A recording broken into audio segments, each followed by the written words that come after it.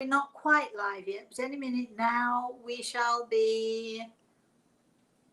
There we go. Good morning, everybody. Excuse me. Good morning. Yes, it is Saturday morning.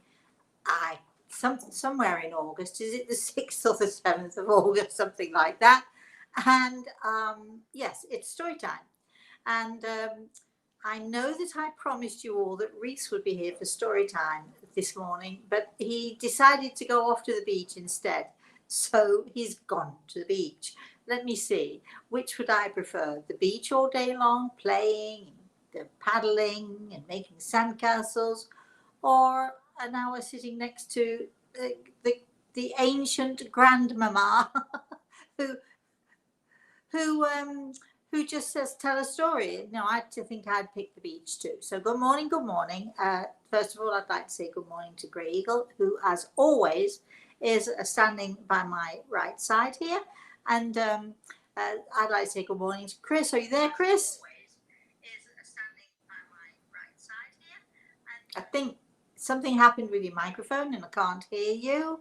No, it gave me a notification that you were on YouTube. Oh, But okay. good morning, everyone. Good morning, Rosemary. Good morning, good morning. And Kris, I think, is still in Vermont, and I'm still in New York City. Today is going to be, you sort of through the summertime, you want that perfect day. Today, I think, is going to be that perfect day. We've had a bit of a rough summer here in New York City. Some would say rain, more rain, lots more rain, and then more rain. So we've had a ton of rain this year, but we're going to take advantage, Samantha and I, this afternoon. We're going to sit out in the garden. We're going to be reading. Who knows what we're going to be doing? We may go and do a little shopping. I may even take her out for lunch. You never know what we're going to do. But first, before I'm heading off for my afternoon of fun in the sun, yes, it's story time. So, let me see. First of all, Kris, do we have anybody? Is there anybody? Yes, we do, Rosemary. Okay. So, I was thinking it gets harder and harder for me to find stories to tell you, because over the many years that I've been doing this and the many years that we've been doing this on our Thursday morning show, The Spirit World Sees All, on other shows that we've done, I know that I've told so many different stories, and I sort of lose track of which ones I've told you and which ones I have not told you. So I thought that I would, for some of you, this may be a revisit of a story, but I want to talk a little bit about life, the future, the things that we're all going through right now throughout the world.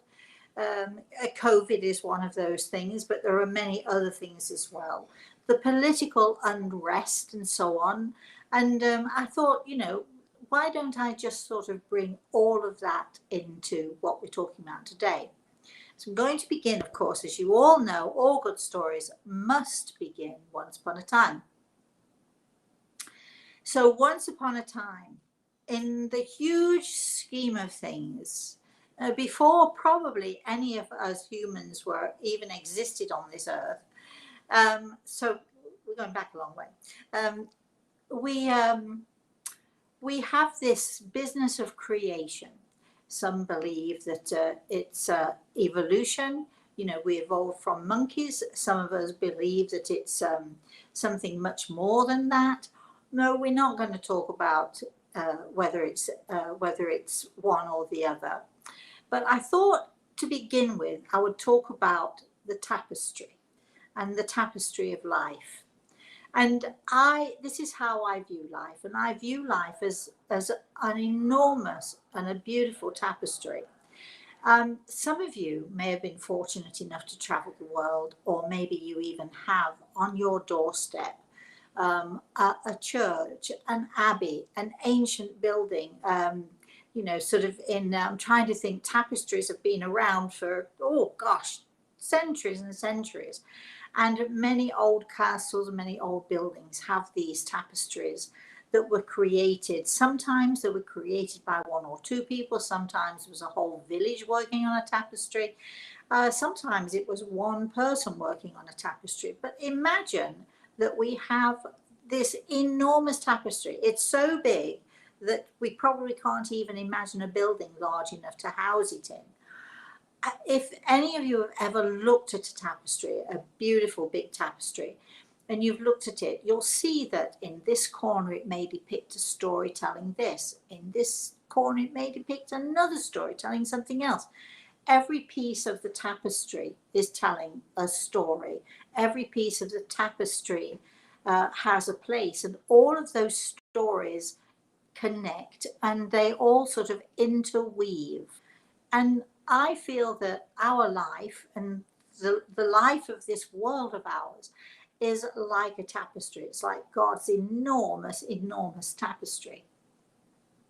Every thread of the tapestry, every moment of the tapestry, every inclination of the tapestry, every piece of energy that went into creating this tapestry has a purpose. And the interesting thing I find, as with all tapestries, wherever they come from, whoever created them, all tapestries are woven together. They are threaded. The weave goes in and out and moves and intertwines and interacts and builds the many, many, many different stories that the person creating the tapestries wants to say.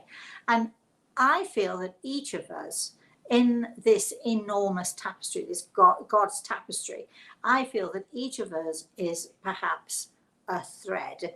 Maybe we're even a bit more than a thread, I'm not sure. But if we think of ourselves as one thread in this sort of, I don't know, trillions of threads of tapestry that are created and interwoven, it also tells me that once the tapestry has been woven, once the tapestry has been created, and I feel that this is an ongoing tapestry. I don't think it was made and then that's it, put aside and off we go living that tapestry.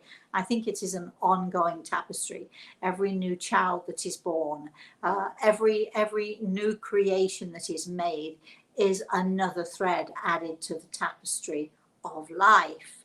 And so we all of us have our place. And I do believe that we all of us have our story.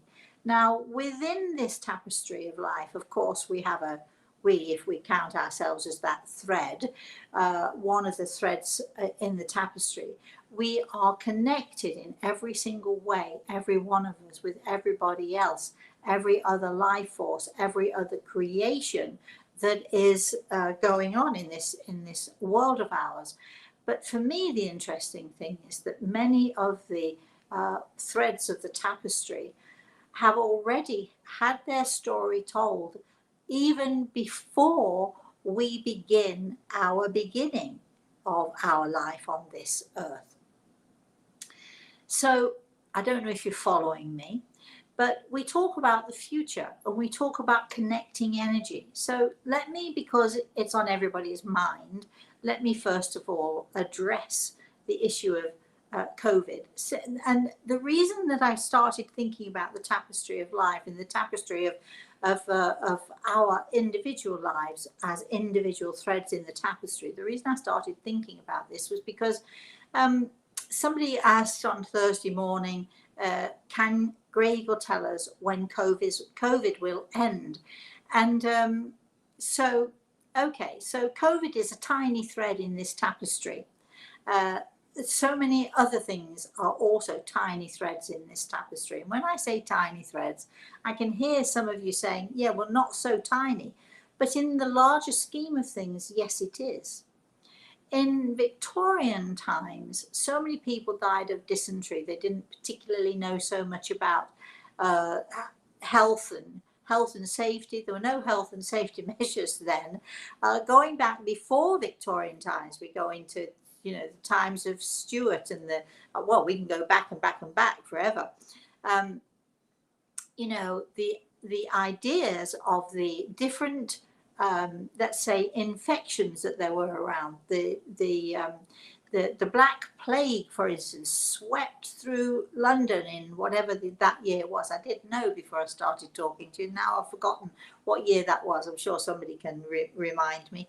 But we had all sorts of different plagues, and throughout the world, people were dealing with these things, and there were not those medicines that we could take to help us over them. And the same with strangely enough, the same with the influenza bug. I think it was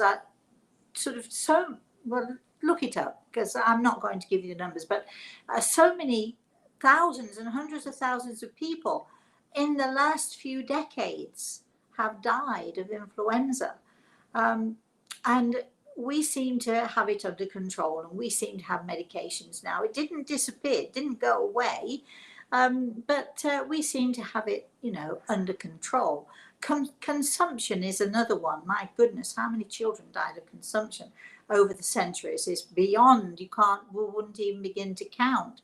Now, there are still children who die of consumption, but it's much, much less. The numbers are much, much less, because medicine eventually catches up, science eventually catches up, and that's what it will be with COVID. At some point in the future, it will be, oh, well, it's there, but science and the medical profession will have caught up to it and will be able to deal with it. Already we're learning how to deal with it. And so it won't be such a terrifying and a horrifying thing. But throughout the centuries, let's look at this tapestry of life that we have.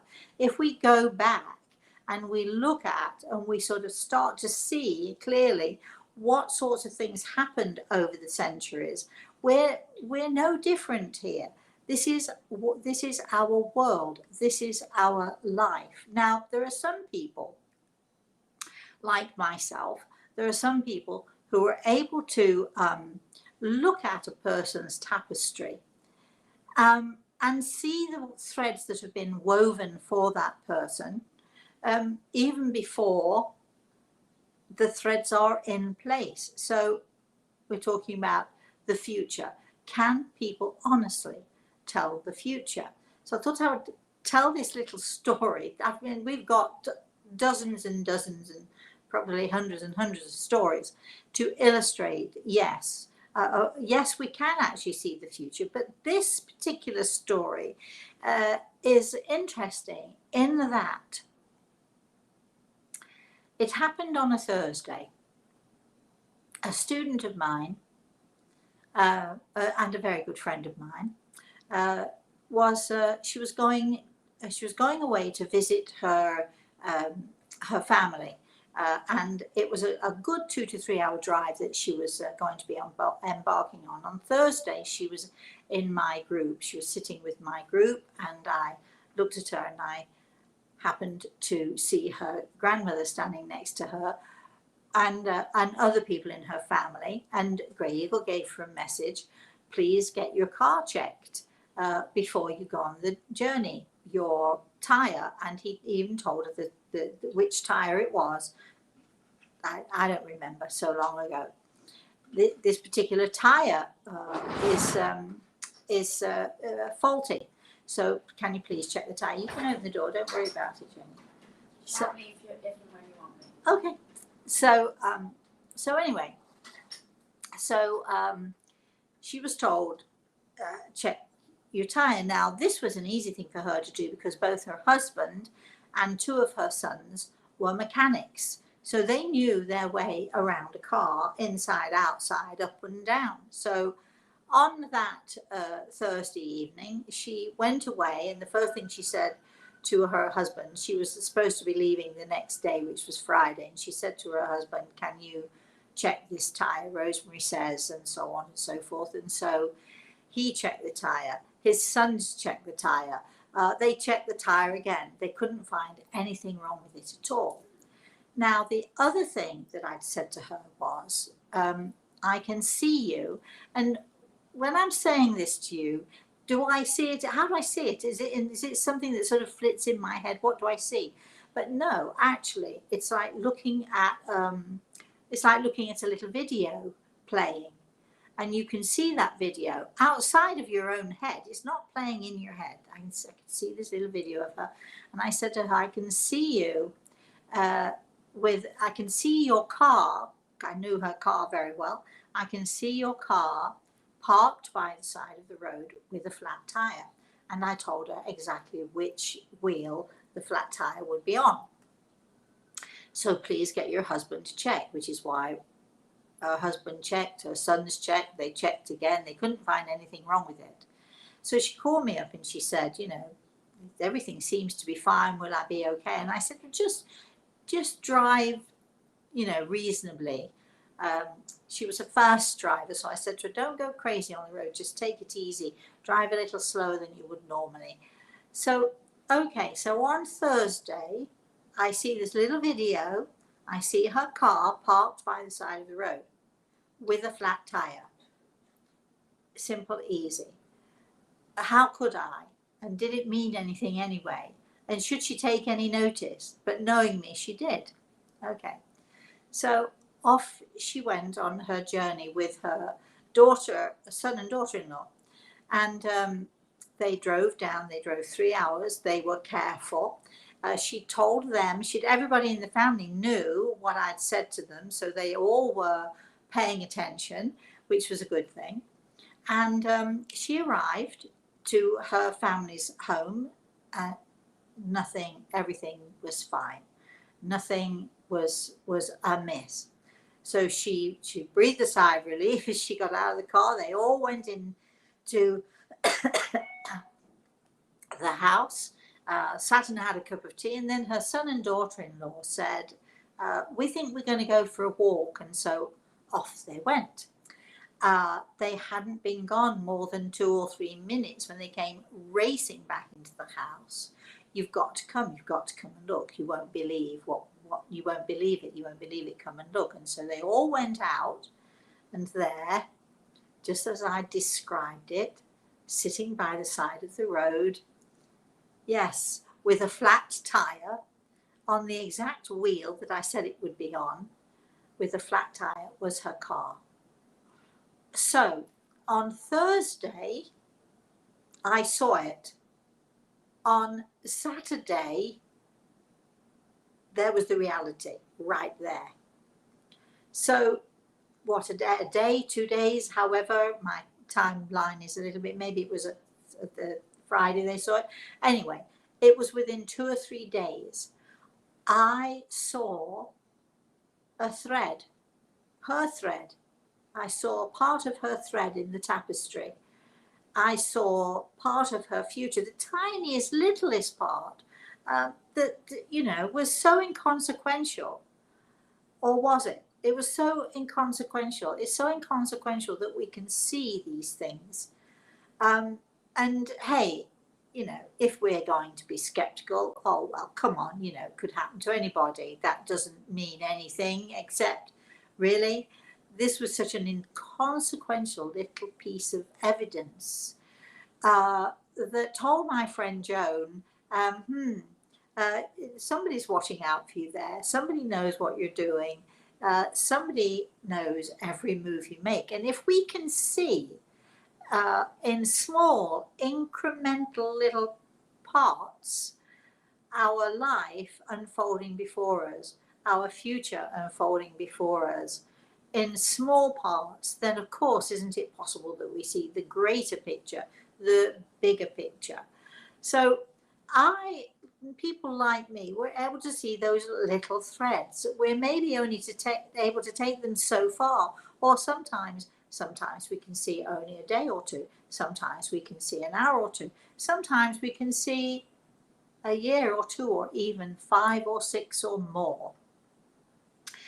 We were talking last week, Samantha was telling her story about when she said to me, Mum, I can see you broken down at the traffic lights. That wasn't a day or two of her seeing this happen. This was maybe less than an hour after she said it. There I was sitting in front of the traffic lights with my car broken down. Sometimes we can see things that happen. And I think even people who don't have the gifts that I have, I think it's a gift that all of us have. Sometimes we have that little bit of insight where we get a glimpse or a moment, something goes on that we get a glimpse of a thread in the tapestry of our life. So is it possible to see the future? Yes, it is. Is it possible to always know the outcome of the future?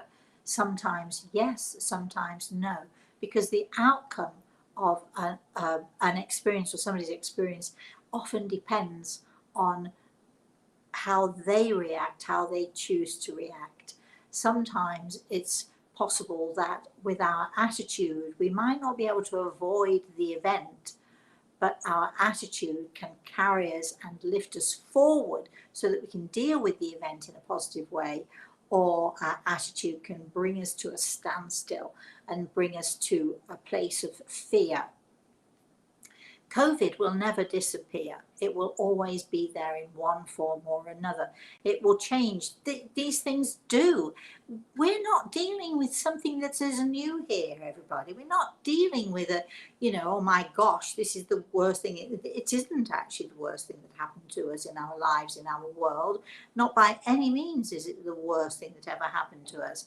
And if we can take that, understand it, trust in the process, trust that the medical profession, trust that the scientists, they'll find a way forward. Because let's be honest, look back at history. They always do. Some of us will still be affected by it, and others of us will not. We will learn how to deal with it, just as we learned how to deal with influenza, just as we learned to deal with bronchitis, just as we learned to deal with all those other very often infectious diseases that we've had, not just over the centuries, but even in the last decade. We learn how to deal with things, and science is an amazing thing, and we rely on science to help us and lead us forward. So with our attitude, we can have an attitude of positivity. Okay, then let's deal with it, let's be sensible with it. Or we can look at it in a negative way and allow ourselves to be frozen by our fear. My friend Joan was told, "We see you with a flat tire." That could have meant to her a car accident. It could have meant anything at all. She could have been frozen in fear and chosen not to go on the journey.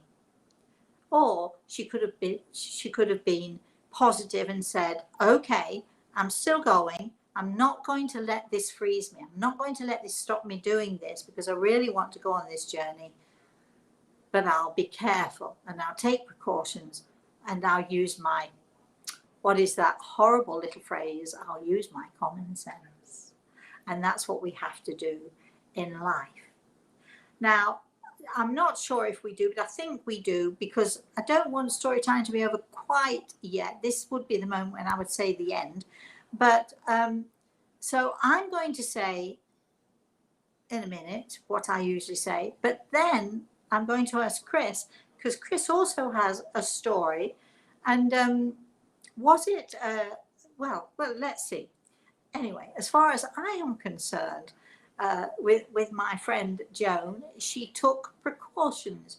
She drove safely. She did all of the right things, and she arrived safely. And there we have it.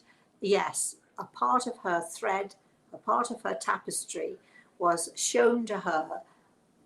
It was an inevitability, and there it is. And many of the threads in our tapestry are inevitabilities, and many of them we have choices about. She chose to carry on with her journey. She chose to use common sense, and she chose to drive carefully.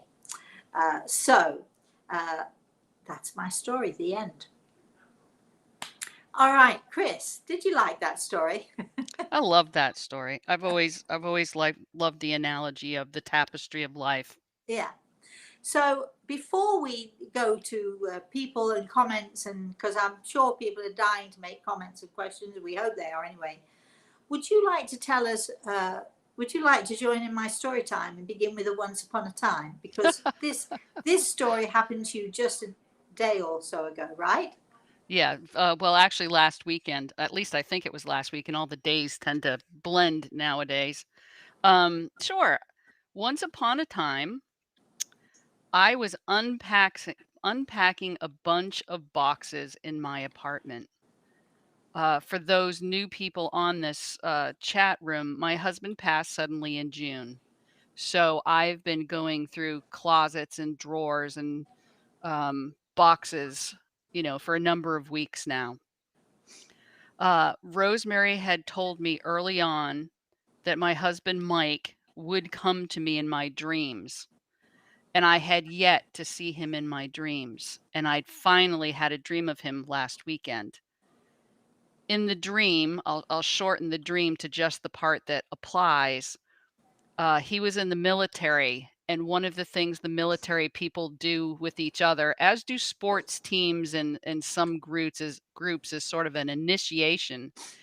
And so, as you leave your duty station, you do something so that the next person coming in sort of has to figure out this riddle. So in this dream, Mike had created this riddle on a bulletin board. And on the bulletin board, he used orange paper. And then on the orange paper was black print. That was important to me because Mike is a Baltimore Orioles fan, which is a baseball team, and those are their colors, black and orange. On the left-hand side of this bulletin board, so picture this bulletin board as being one of those huge ones that you would use in school that are, take up the whole wall. On the left third of this, he had placed his picture, sort of dot matrix style, which is how the old printers used to print. Every little piece of the picture was a dot. And so, there's spaces in between each dot.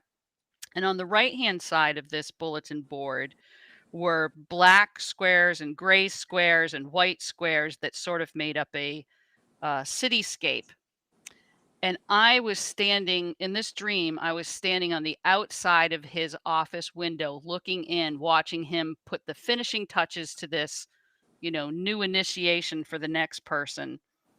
And he was so gleeful and joyful and impish, knowing, hey, this guy's going to have a tough time figuring this out.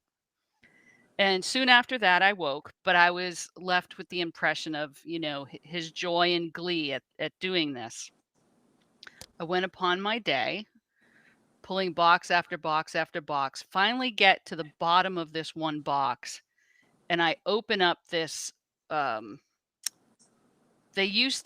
The printers used to print where each page was attached to each other with perforations in between, and it was 3 of these pages together.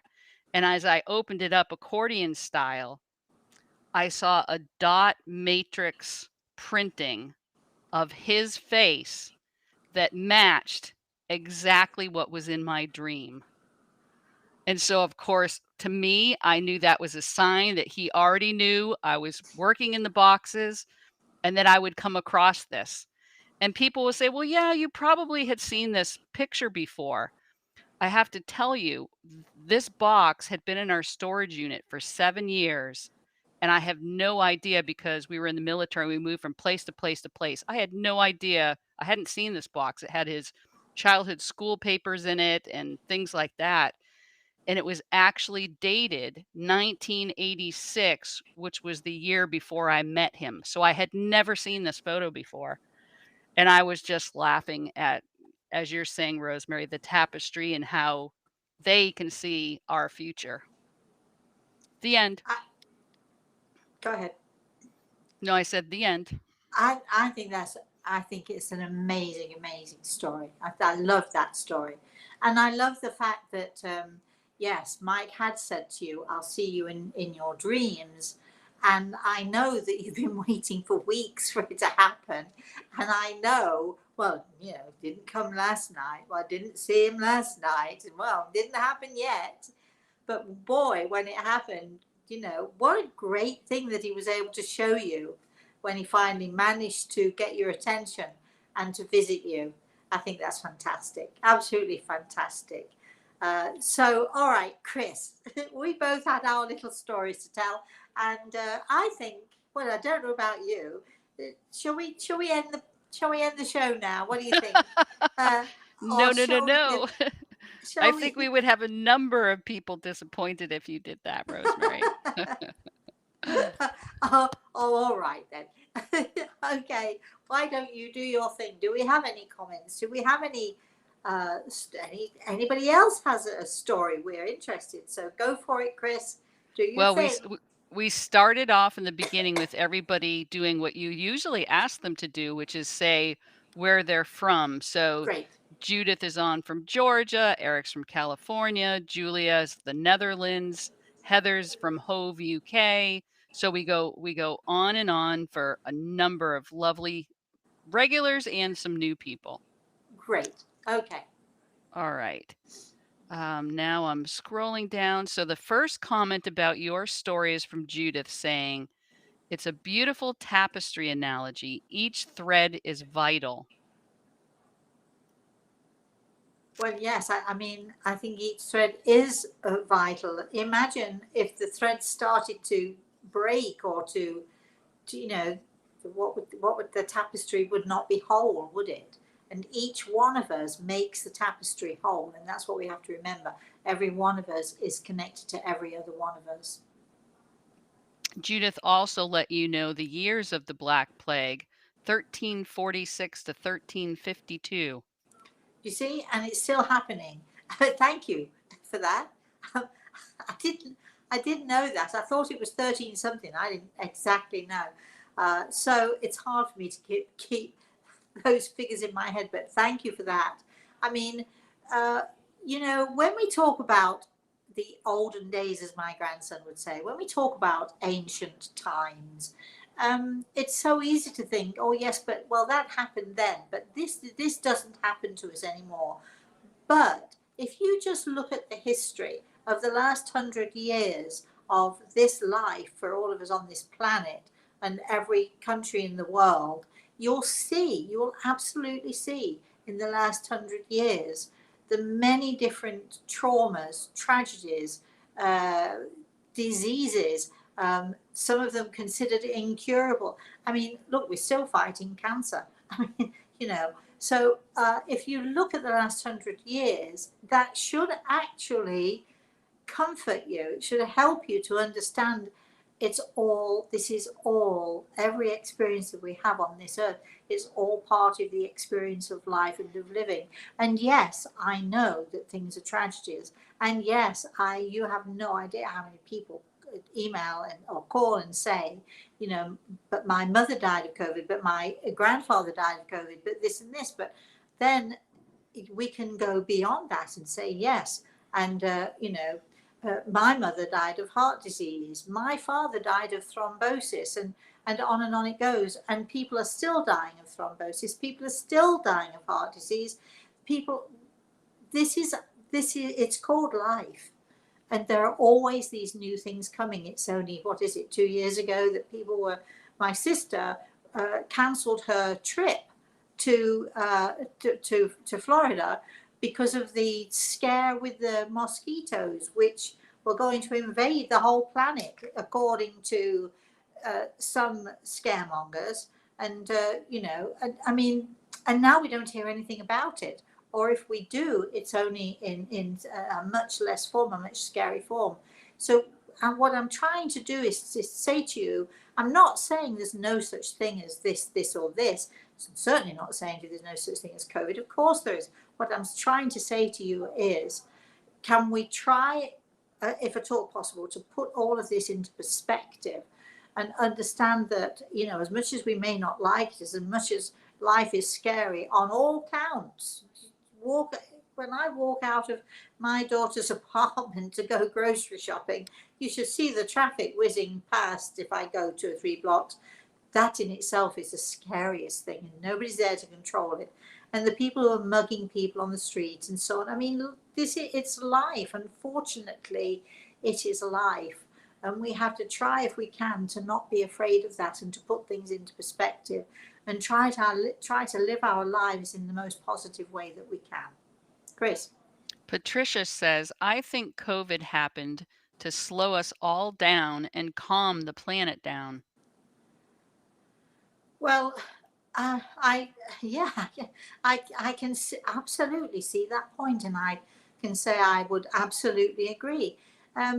If you look again, we sort of keep saying to go back in history a little bit. If you look, it's almost as if nature decides, okay, we need to have a bit of a clean out here. We need to have a bit of a sort out. The wars that happen, the millions and millions and millions of people who have been killed during the different wars around the world. And we could say, yeah, it's nature's way of sort of trying to clean out the planet a little bit, clean out this earth of ours a little bit. Of course, if your uncle or your father or somebody who you love died in the war, you don't want to see that as nature's way of clearing out. But at the same time, I think nature does take on this sort of self-protective thing in a way. And I do think that, although let's point to COVID because it's the latest thing in our lives that we're having to deal with, let's point to that. My goodness, who wants it? Nobody. Who wants to deal with it? Nobody. But if you have an attitude of positivity, we can in fact find some positives in this, in that, yes, it has slowed us down, in that there are more and more people who are working from home now. Kris, when I think about you and Mike, and I was saying this to Samantha, I hope you don't mind me saying this to you today, but when I think about you and Mike in the last year to 18 months, I mean, what an amazing thing that happened between you, because you both were working from home. So you were actually together,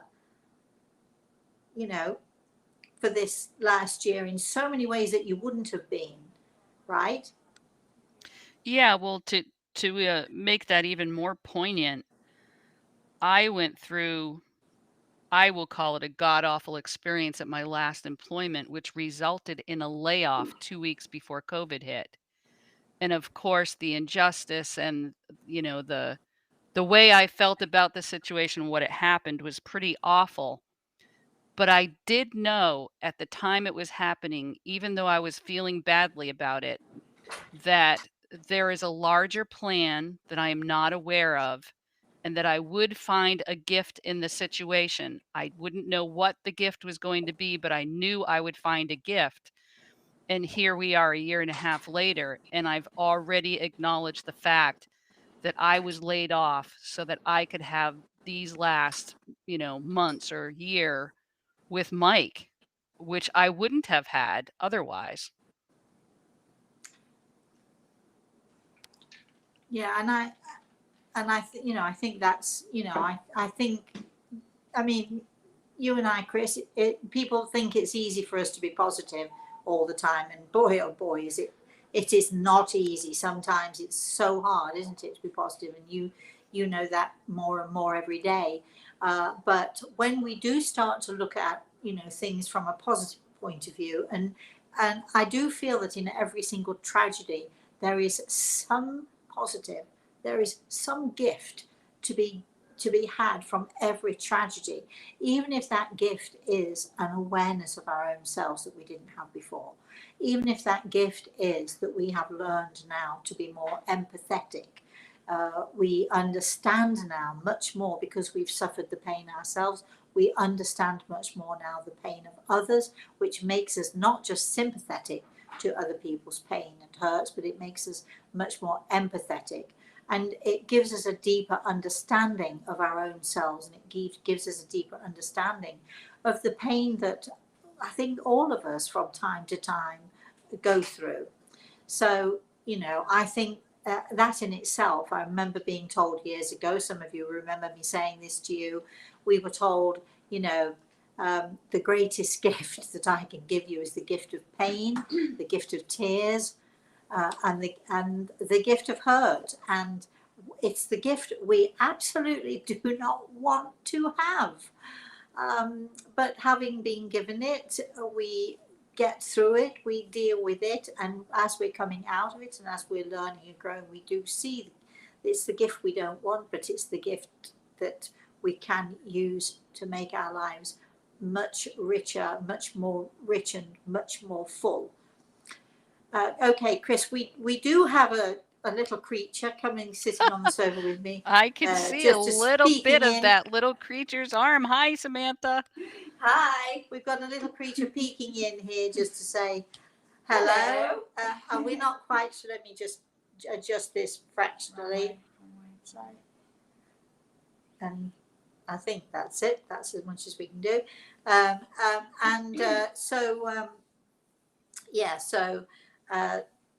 Hello, Samantha. I said hello. Oh, God, sorry. So, okay, Kris, keep going. And for those of you who have no idea who this beautiful child is, she's actually my beautiful child. Her beautiful child is on the beach today, so we have to do without him, don't we? But still, here she is. And if anybody has a question for her, those of you who have also already received the newsletter, you know all about what Samantha's going to be doing. We're not going to go into that again, but she's joined our team and is part of what we're up to these days. And for those of you who are saying, what newsletter? What are you talking about? Well, go to our website, rosemaryaltea.com, and you'll see a little subscribe button. And if you click on the subscribe button, yes, I promise we will not inundate you with emails. You won't get an email every day or 3 or 4 every day. You might get 1 or 2 a week or even a month. We rarely send our emails out, but if you do subscribe, you will get the newsletter, which will tell you what we're doing, what we're up to, what we're about. And this month's newsletter talks about Samantha, talks about everything that she's going to be up to. And if you want to know more about that, again, please go to our website where you'll find all the information you need. So I have my own tab now, Samantha. Oh, you do? Mm-hmm. Do you want to tell people about that? It's on the website. You just click Samantha. Oh, so and then you can learn all about me. So people, for somebody who doesn't know how it works, that's me. You go to the website. You go to rosemaryaltea.com. You look at the navigation, and if it's bio, books, whatever, and one of them says Samantha. Click it. Who knew? I didn't even know that. But there we have it. Anyway, come on, Kris. Keep going. Well, Samantha's brilliant. She keeps things running. She always has in the background there. All right. So a question from Beth is to you, Rosemary. When you come on live, are there a lot of spirits around? When I come on live, I come on with Grey Eagle. And occasionally there are, when you call them, I don't call them spirits. There are lots of, so occasionally there are, I will see other people in the spirit world. You know, when we call them spirits, it implies that they are, you know, like wispy bits of something or another. And I see people. I always refer to people in the spirit world as people in the spirit world. So I do from time to time see other people, but always Grey Eagle and I come on. Don't think, I know you can only see me, but don't think that I'm here on my own. Grey Eagle is, as we speak, standing between the two of us. So I'm always with him. Just a heads up, if anybody does have a question for Samantha, you might want to ask it sooner rather than later, because she's only here, right? You're in and out. Well, you stay till... You're done in 10 minutes. Oh, all right then, sorry.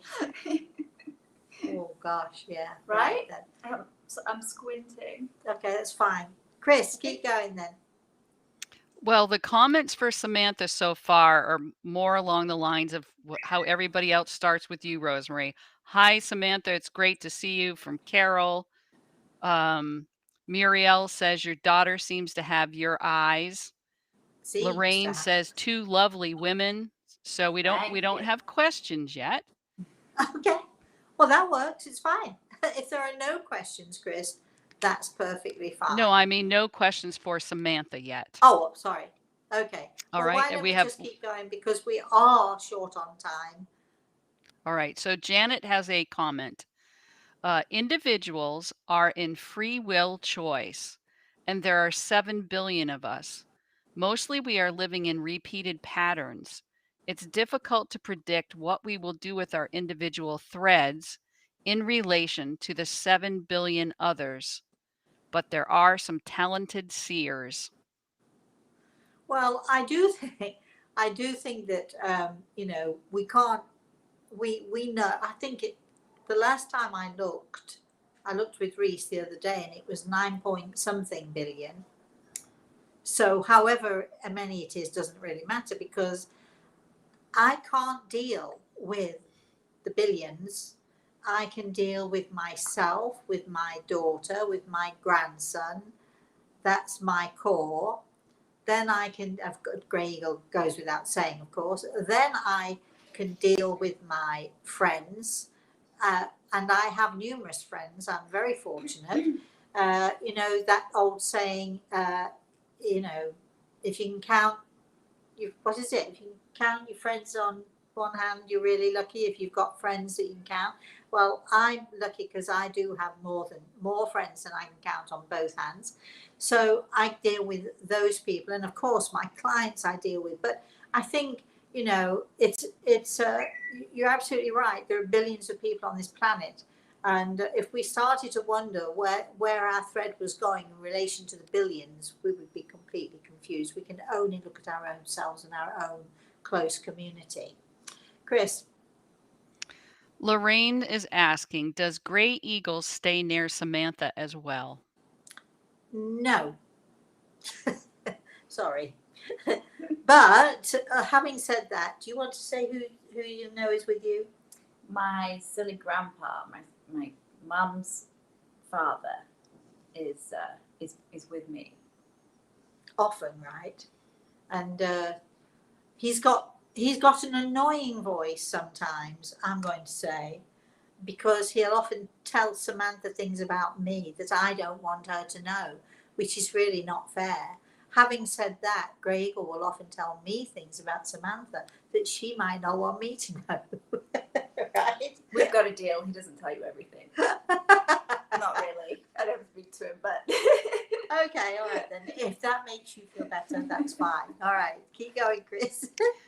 So Samantha, Mars is asking, how do you differ in your process compared to Rosemary? it's very different. What I do really comes from I don't speak to dead people like Mum does in the same way. I am intuitive, and I do have that kind of knowing and that intuition. But I also, what I do is sort of grounded in what I've learned my whole life, almost through osmosis, through my mom and what she does and teaches. And so I have all this amazing knowledge, and coupled with my sort of intuition that I have, that's my process. So I kind of, everything I've gleaned and learned from mom, coupled with my innate intuition, that's what I do. Yeah. Plus, it's a lifetime's experience. It's been a daily lifetime experience, day in, day out, 24/7.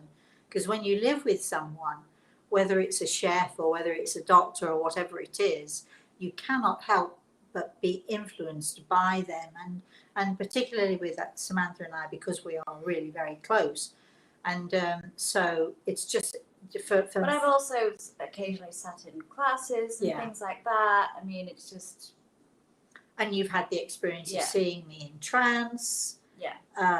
And just all of those experiences, and having perhaps a greater understanding of who I am and what I do than most people would, because you know. And I also, and when I'm my process, I have all of this, but then if I ever need a little extra, I can always call this one and say, so this is going on. How do I help me out? And so I kind of have on occasion a little extra. Well, On occasion. no, but I think yes, Yeah. but I think it's natural for both Yeah. of us. We talk to each other. We are fortunately we're really very close. We really love each other tremendously. We fight. We snuggle. We cuddle. We do all the things that you do with somebody who you're really close to. And so we talk about things. So I know pretty much what is going on in Samantha's life on a daily basis. Sometimes because she tells me, and sometimes because Greg tells me. And you also know mostly what's going on in my life, don't you? Because we talk to each other every day. We speak to each other multiple times a day. Yeah, we do. Never less than. You two are what I would call joined at the hip. Yeah, sometimes it's great and sometimes it's really uncomfortable. Would you agree? You know, sometimes I know she just wants to shove me away, for goodness sake, leave me alone, but at the same time she still wants me close. And vice versa. So it's that's who we are. We speak. People think it's odd that we speak. I know that Samantha's friends think it's really weird that I stay with Samantha for all these weeks that I do in the summertime. But yet, last year, every time I said I was going to go, okay, I'm going now. No, just stay another week. No, just stay another week. People think it's odd. For a lot of people think it's odd that we are so close. But to us, we spent so many years by ourselves, just us, and dealing with a very difficult situation together, that, you know, you form that, it's an unbreakable bond, I would say, wouldn't you? Even when we don't want to speak to each other, we still got to speak to each other. Yeah, sometimes, trust me, I wanted to go home or have some space. But yeah, go on, because I want the rest of this. But then when you do, I miss you. Or but I don't have to stay the whole summer, darling, if you don't want me to. I was staying because my grandson wants me to, so there you have it. Anyway, Kris, come on. All right. Yvonne saying, I read your books years ago and thank you so much. They've been an important part of my journey and growth. Good. Well, thank you. Thank you for sharing that. We'd Mark, love to know in what way have they been an important part of your growth. So feel free to email us. You can email Rosemary at rosemaryaltea.com or Kris, Kris, Kris at rosemaryaltea.com. Either way, and you know, just we'd love to hear your stories and hear from you all. Yes. Mark says, I loved the threads you shared and often wonder if those of us who have spirit guides, as you said I did, get pieces of this tapestry. Are they a gut feeling and see what is about to happen? I sensed something bad was coming in 2019. I could feel it in the air. Something awful was about to happen, and my body sensed it. Well, good. Well, thank you for sharing. Thank you for sharing that. Anyway, keep going. Samantha's turning her phone off now, so sorry. Jennifer saying, hi, Rosemary. Could you advise how to tell spirits to leave our house? How do you know if they are good or not? The majority, if you have activity going on in your house, the majority is, I would say, I hate using the word benign because that implies that they have no agenda, and often they do have an agenda, but the agenda is a good agenda, not a negative agenda. But Jennifer, I'm not quite sure where you are in the world. I'm not quite sure what's going on with you. If you email us and tell us more about it, I can certainly get together with Greg and see what we can do for you. Cheryl says it's one thing to me. Let's see. It's not quite written easily. One thing to me about being in a tapestry.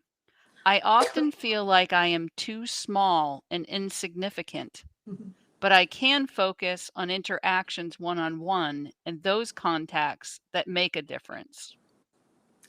When you feel that you're too small, and insignificant is the word that I'm taking here from this.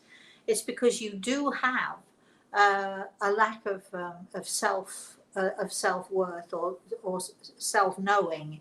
Um, I should hand this really to Samantha, although I won't because we don't have the time. But this is her area of expertise in helping people to understand about the lack of self worth and helping them to create a more positive, helping them talking with people and helping them to learn that look, we are all tiny, tiny, tiny little specks in this universe. The thing about understanding the threads of the tapestry is that every single one of those threads is connected to every other thread, which makes us important in the big picture. Every one of us is an important part of that tapestry. We are an important thread in the tapestry.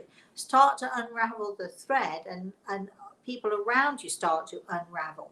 You are just as important as everybody else.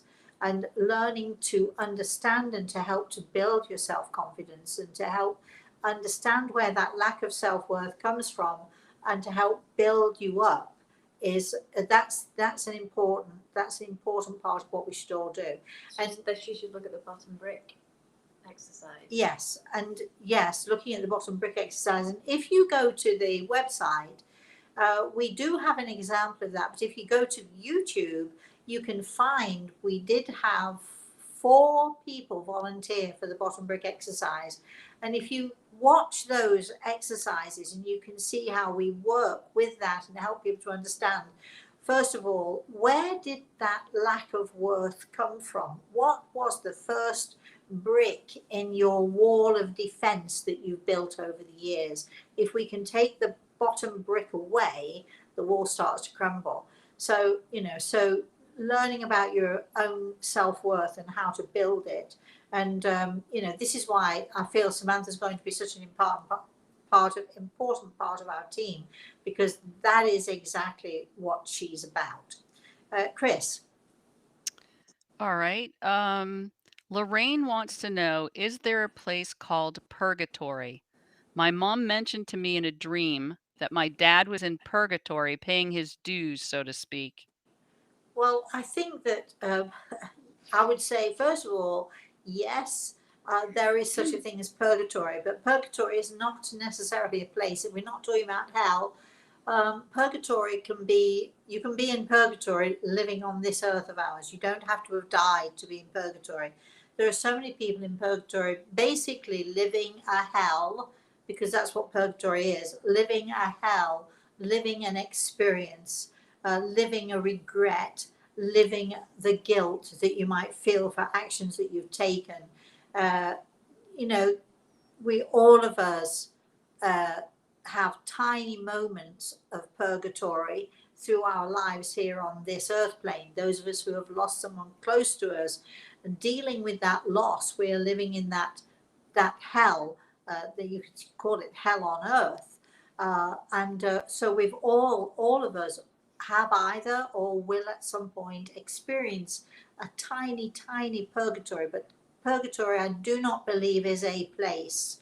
I believe that it is a place that is within us, that we create. And as far as your father is concerned, I feel that it's possible. I'm not saying that it is, but it's possible that he has so many regrets and lived his life in such an indifferent way, indifference to other people and other people's well-being.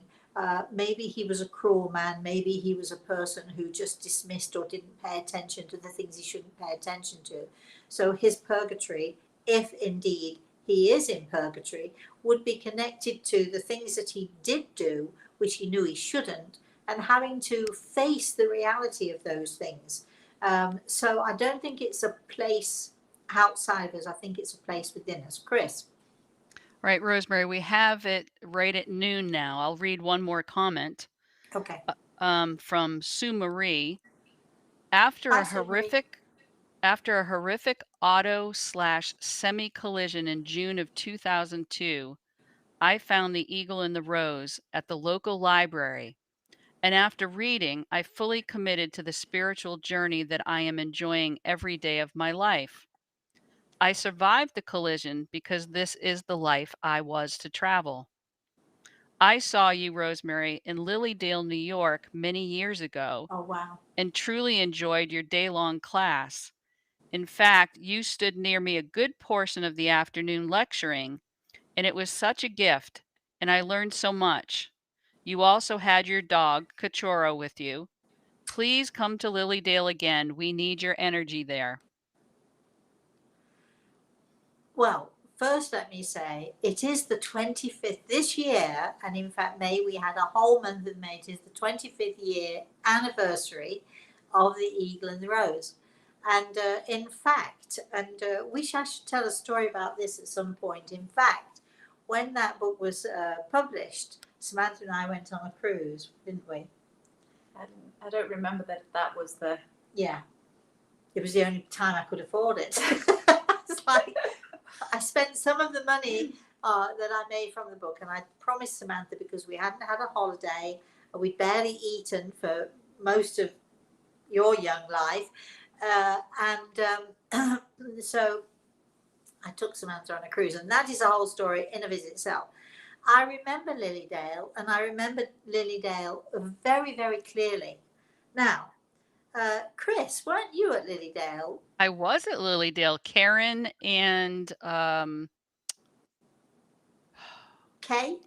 yes, Kay were there as My well. friend Kay in England, she was here in the States visiting, and we all went off to Lilydale, and we took Cachorro with us. Oh, yes. I remember it very, very well. And there are lots of aspects about Lilydale that I remember. I remember the bed that I couldn't sleep on because it was so collapsed, and we moved to a different hotel. I can remember the audience being really a fabulous audience, and I'm so glad that you reminded me of that. And you're asking, please, will I come to Lilydale again? Well, I would love to come to Lilydale again, but nobody ever invited me back. So there you have it. What can I tell you? If you invite me back, and this applies, we'd love invitations to go all over the place, all over the world. Hey, come on, right, Kris? Absolutely. And Samantha's on board as well with that, aren't you? Well, it depends where you go. If there's a beach and the sunshine, we'll go, right? But one of the reasons I first went to Hong Kong was because I was invited there. And so, if you would like to invite me back to Lilydale, yes, get on board with it. Sort it all out. Send us the invitation. Send it to Kris. Boy, oh boy, we'll be hot foot there, won't we, Kris? We would be. That was there were so many standout moments when you were at Lilydale. They were amazing. Can you remember one of them at all? The daughter of the woman who listened to your A Journey Toward Healing tape, who went through surgery using only your tape. Yes. Yes, the woman with the severed hand. Yeah. Yes, I remember that. I can remember getting together with Karen and her sister-in-law and her family and her brothers. And can you remember that? And getting together with a few of the people who were at Lilydale. Western New York. Kris? Western New York, just south of Buffalo. Okay. I mean, we're so close. You want us to come? Get us an invitation, because we'll hot foot it over there. And Kris, I know you'll be on board, right? Absolutely. There you go then. Any of your events, I'm there. It would be crazy to miss any event. It would just be really crazy. I do have to say, before we end this show, I do have to say that I've had some amazing experiences all over the world. even when I can't speak the language, and I've had amazing translators. I've had amazing translators. I don't think there's been one workshop, one lecture, one event that we haven't had a blast, that the spirit world hasn't come to, that we haven't had lots of messages from. And now, because we can't, because of the world as it is, now we're doing this same thing on our webinars. And on the 21st of August, I was remiss in not mentioning it before, on the 21st of August, we will be having another such event on our website. On our webinar, go to the website and find out what that's about. Book your tickets. We're going to be spending at least 3 solid hours with myself and Grey Eagle giving messages to everyone who attends. Not everyone will get a message, but you'll see how it works. I don't know how many dozen messages we gave the last one that we did, but here we are again on the 21st of August. We'll be doing the same thing.